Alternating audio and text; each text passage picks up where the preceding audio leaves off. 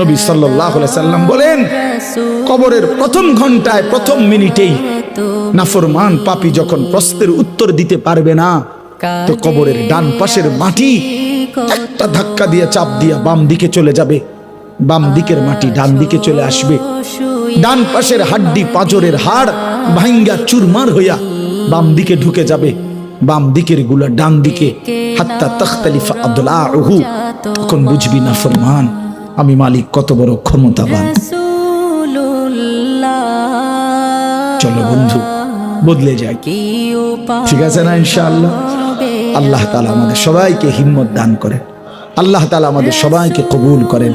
ওলামায়ে কেরামকে ভালোবাসবেন, দ্বীনকে ভালোবাসবেন, ওলামায়ে কেরামের সুহবতে থাকবেন।